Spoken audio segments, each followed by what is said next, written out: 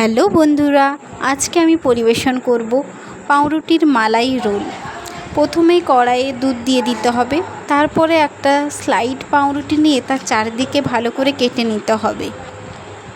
তারপরে ফুটন্ত দুধে একটু গুঁড়ো দুধ দিয়ে দিতে হবে এবং লবণ দিতে হবে তার সাথে। তারপরে অন্য কড়াইয়ে একটু ঘি দিয়ে তার সাথে গরম দুধটাকে ঢেলে দিতে হবে এবং আলাদা করে রাখা ওই যে মালাই দুধটা ছিল ওটাও দিয়ে দিতে হবে এবং একটু এলাচ ভেঙে দিয়ে ওর গুঁড়োটা দিয়ে দিতে হবে।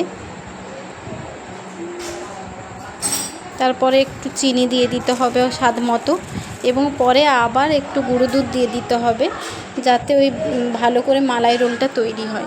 ভালো করে কন্টিনিউ নেড়ে যেতে হবে যাতে ওটা দলা না পাকিয়ে যায়, মানে কড়ার সাথে না লেগে যায়। ভালোভাবে মণ্ডটা তৈরি হয়ে গেলে এক সাইডে রেখে দিয়ে একটা পাউরুটির স্লাইড যে কাটা ছিল ওটাকে ভালো করে বেলে নিতে হবে এবং রুটিটা বেলা হয়ে গেলে ওর মাঝে ওই যে মালাই রোলের পুরটা ছিল ওই মালাই রোলের পুরটা দিয়ে দিতে হবে এবং তারপর একটা পাত্রে ওটা রেখে ওর ওপর যে মালাই দুধটা ছিল ওটা ছড়িয়ে দিতে হবে এবং আমার কাছে একটু মালাই ক্ষীরটা বেঁচেছিল ওটা আমি ছড়িয়ে দিয়েছি। আপনারা চাইলেন বাদাম পেস্তাও দিতে পারেন।